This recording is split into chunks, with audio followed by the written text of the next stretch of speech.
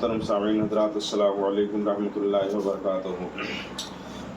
نحمد و نصلی علی حبیبہ الکریم، اما بعد، فاعوذ باللہ من الشیطان الرجیم، بسم اللہ الرحمن الرحیم۔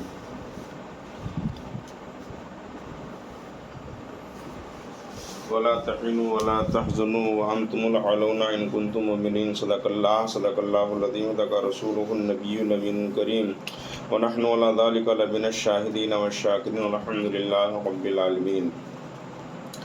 پیام لے کے جو آئی صبا مدینے سے، پیام لے کے جو آئی صبا مدینے سے، مریض عشق کی لائی دوا مدینے سے، سنو تو غور سے آئی صدا مدینے سے، سنو تو غور سے آئی صدا مدینے سے، کری ہے رحمت فضل خدا مدینے سے، تمام شاہ و گدا پل رہے ہیں در سے تیرے، تمام شاہ و گدا پل رہے ہیں در سے تیرے، ملی جہان کو روزی صدا مدینے سے، جو آیا لے کے گیا کون لوٹا خالی ہاتھ، جو آیا لے کے گیا کون لوٹا خالی ہاتھ، بتا دے کوئی سنا ہو جو لا مدینے سے، بتا دے کوئی کسی اور سے بھی کچھ پایا، بتا دے کوئی کسی اور سے بھی کچھ پایا،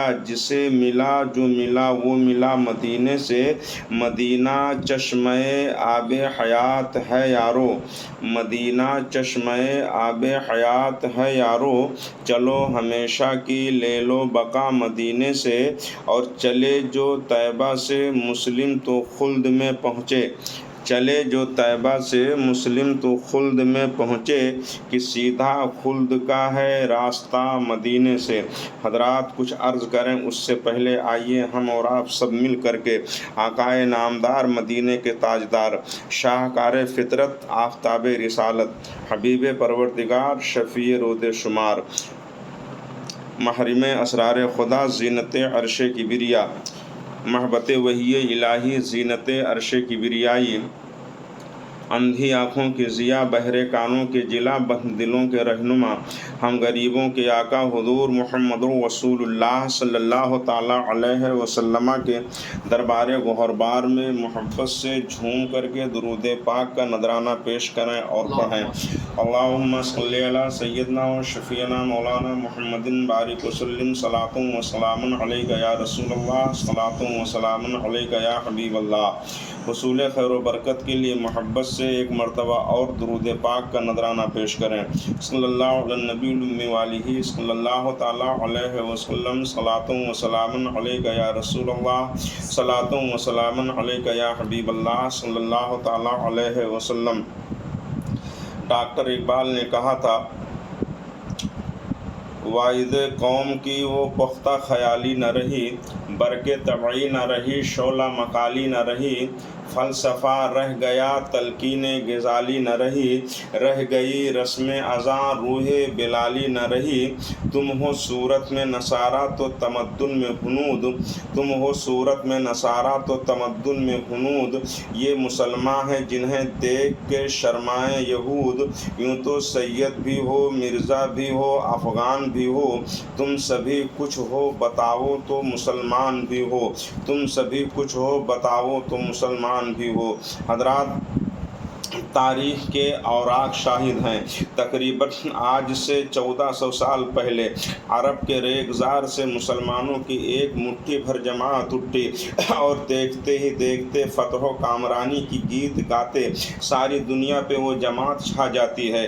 دنیا مسلمانوں کی رفتار اور ترقی کو دیکھ کر کے حیران و پریشان تھی کہ مٹی اور پانی سے بنا ہوا انسان اس قدر رفیع الشان ہے کہ جس طرف رخ کرتا ہے رفعتیں قدموں پہ مچلتی نظر آتی ہیں، مگر فرمان خداوندی دنیا کی اس حیرت کو دور کرنے کے لیے پکار پکار کے اللہ کا کلام ہی آواز دے رہا تھا، وَلَا تَحِنُوا وَلَا تَحْزَنُوا وَأَنْتُمُ الْأَعْلَوْنَ إِن كُنتُم مُؤْمِنِينَ، تم سستی نہ کرو، تم پریشان نہ ہو، غم نہ کھاؤ، تم ہی بلند و بالا رہو گے اگر تم سچے اور پکے مومن بن کے رہو گے۔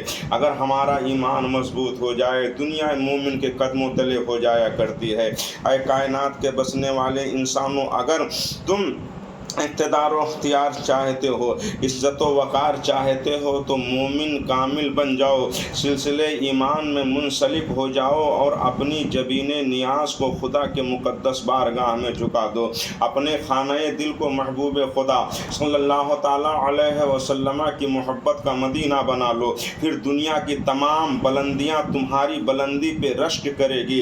یہی وہ پیغام تھا جس پر انسان عمل پیرا تھا تو انسان چاند و ستاروں سے آگے بڑھتا چلا گیا، یہی وہ پیغام تھا جس کی تعمیل کر کے انسان طوفان کے رخ کو موڑ دیتے تھے، یہی وہ پیغام تھا جس نے انسان کی پیشانی کو معبود حقیقی کی بارگاہ میں جھکا دیا تھا، یہی وہ پیغام تھا جس نے انسان کے دل کو رسول کی محبت میں مدینہ بنا دیا تھا، یہی وہ پیغام تھا جس نے انسان کے دل کو رسول کی محبت میں سرشار کر دیا تھا۔ انہیں نام رسول پر جان قربان کر دینے میں ہی زندگی نظر آتی تھی۔ آؤ دیکھو جنگ کا موقع ہے، مدینہ طیبہ کی ایک پاک خاتون صحابیہ عورت ہیں، اپنے 4 نوجوان بیٹوں کو بلاتی ہیں اور بلانے کے بعد فرماتی ہیں یہ وہ مائیں تھیں جن کے دلوں میں اللہ اور اس کے رسول کی محبت موجود تھی، جن کے دلوں میں رسول اللہ کی بے پناہ محبت موجود تھی۔ اپنے 4 نوجوان بیٹوں کو بلاتی ہیں اور بلانے کے بعد وہ مدینے کی خاتون کہتی ہے،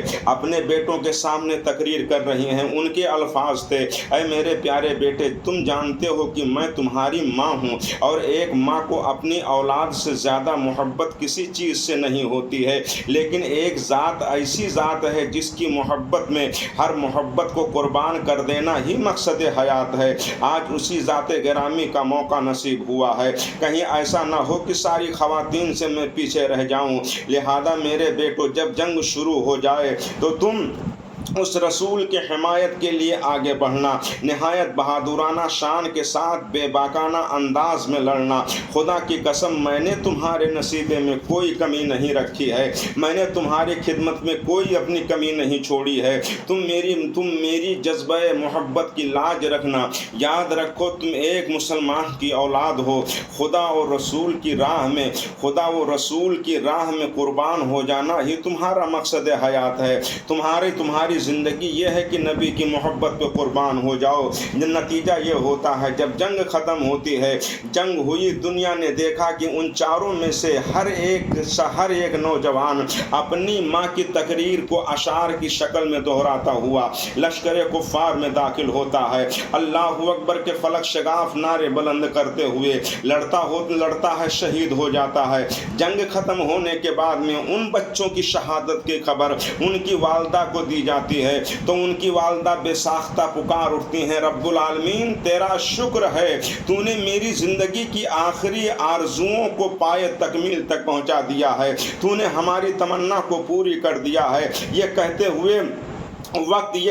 وقت ان کی شکر آمیز آنکھوں سے آنسوؤں سے ان کی آنکھیں آنسوؤں سے تر تھیں، ہونٹوں پہ ایک آسودہ تبسم مچل رہا تھا، وہ فدے اثار و قربانی تھا، یہی وہ محبت رسول تھی جس نے کائنات کے مومن کو قربانی کرنے کا، قربان ہو جانے کا جذبہ عطا کر دیا تھا، جن کو رسول اللہ کی محبت میں اپنی جان دینے میں لٹانے میں مزہ آتا تھا، ہر طرح سے وہ اپنے آقا و مولا حضور صلی اللہ تعالیٰ علیہ وسلم پر اپنی زندگی کو قربان کرتے تھے۔ وہ جانتے تھے کہ ہمیں کہیں کچھ نہیں ملنے والا ہے، جو کچھ ملے گا وہ در رسول سے ملے گا، اگر ہمیں بھیک ملے گی تو رسول اللہ کے صدقے میں ملے گی، ہمیں جنت ملے گی تو نبی کے صدقے میں ملے گی۔ آؤ دیکھو بریلی شریف سے آواز آتی ہے، ہمارے امام اہل سنت سرخیل عشق و محبت اعلیٰ حضرت سرکار فاضل بریلوی رضی اللہ تعالیٰ ارضہ ہونا کا ایک نعتیہ دیوان ہے،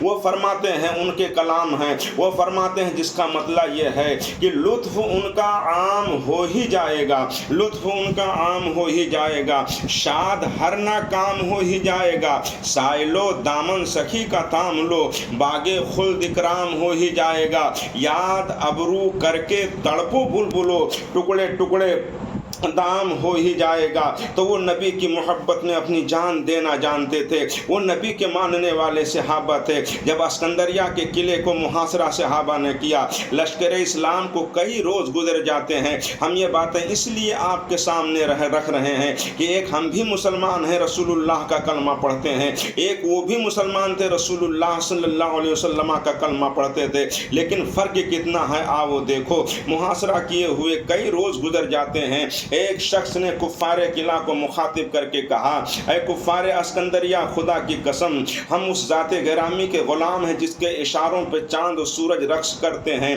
تم سمجھتے ہو کہ اسلام کے شیروں کو قلعے کی دیواریں روک سکتی ہیں؟ ہرگز نہیں۔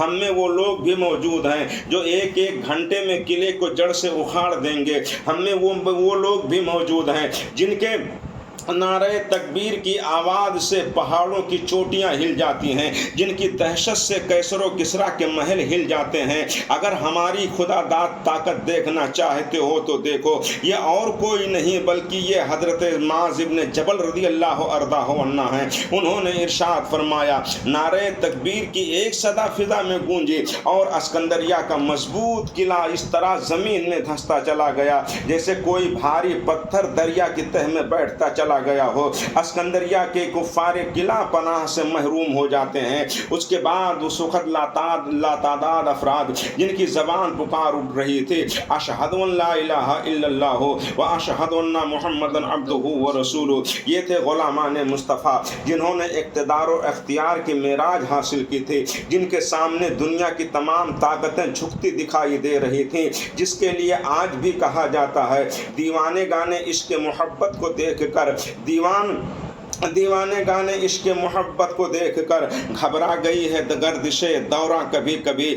آج افسوس قوم کے وقار ذلت میں پڑے ہوئے ہیں۔ آج ہماری تباہی و بربادی کا حال یہ ہے کہ ہماری عزت اور ہمارے وقار ذلت میں پڑے ہوئے ہیں، خواری اور پستی کی زندگی گزار رہے ہیں، بدترین زندگی گزار رہے ہیں۔ لیکن اس بے وقار اور بے اختیار زندگی کے وجوہات پہ ہم غور نہیں کرتے ہیں۔ ذرا سوچئے تو صحیح کتنا بڑا فرق ہے۔ کل تک جس ہاتھ میں تلوار تھی، آج اسی ہاتھ میں گلی اور ڈنڈے پکڑا دیے گئے ہیں۔ کل تک جس ہاتھ میں گھوڑے کی لگام ہوا کرتی تھی، آج اسی ہاتھ میں پتنگ کی ڈور پکڑا دی گئی ہے۔ کل جس زبان پہ آیت قرآنی اور نعت مصطفیٰ صلی اللہ تعالی علیہ وسلم کے نغمے گونجتے تھے، آج اسی زبان پر کفریہ فلمی گیت لوگ گاتے دکھائی دے رہے ہیں۔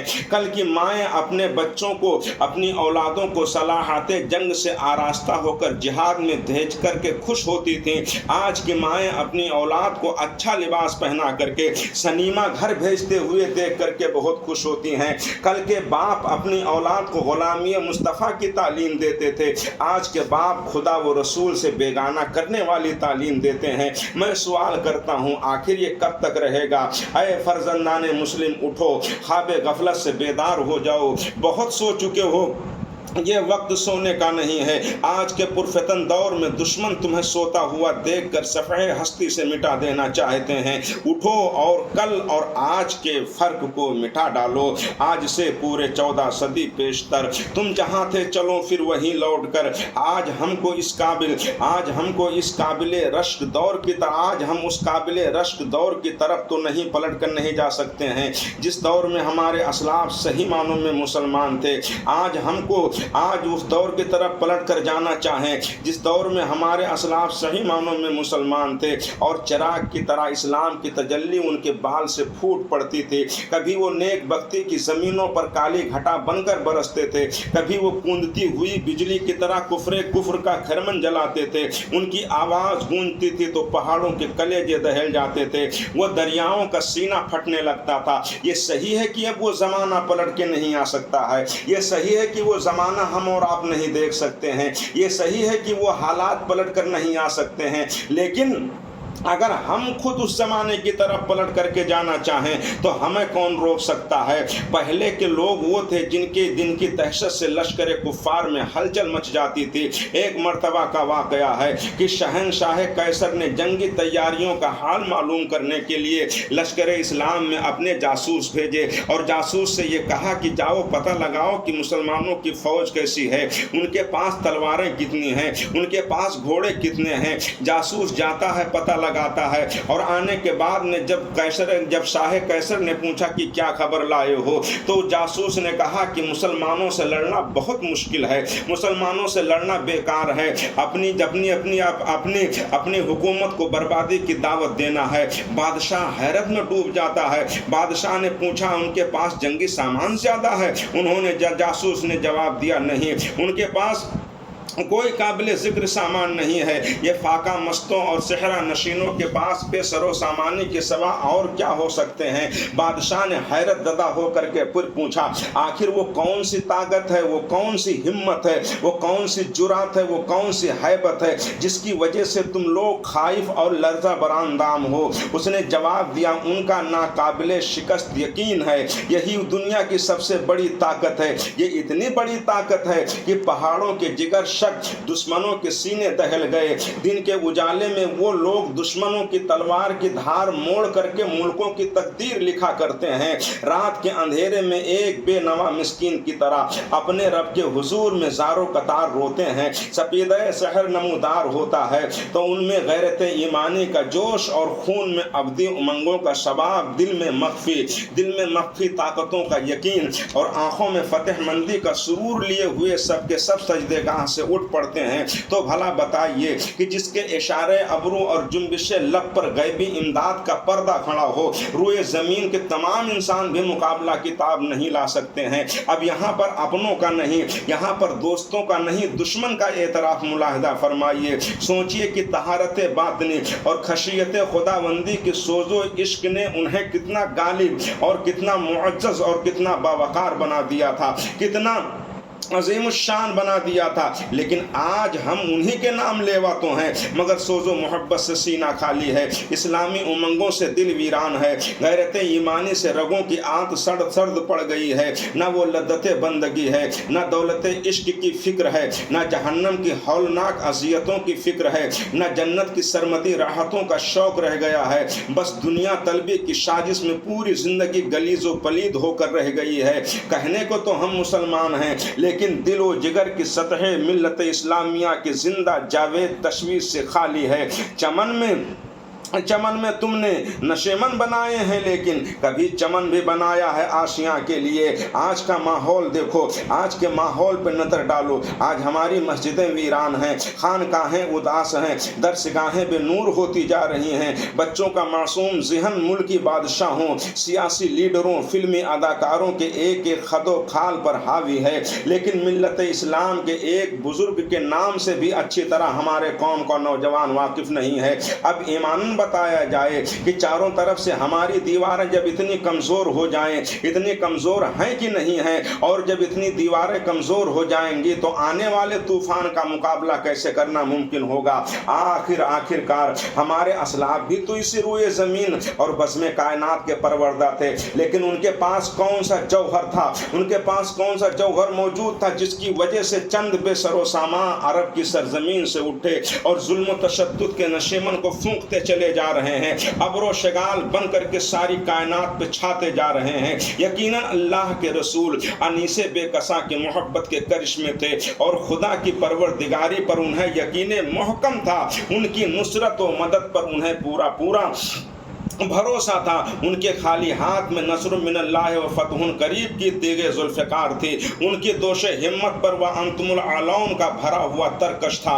उनके रवा दवा लहू में वला तकुलु लिमयुक्तलु की तपती हुई गर्मी थी। उनके सीने में जाल हक व दहकल बातिल का चमकता हुआ यकीन था, जिसे लेकर वो शैतानी इक़्तिदार का तख्ता पलटते जाते।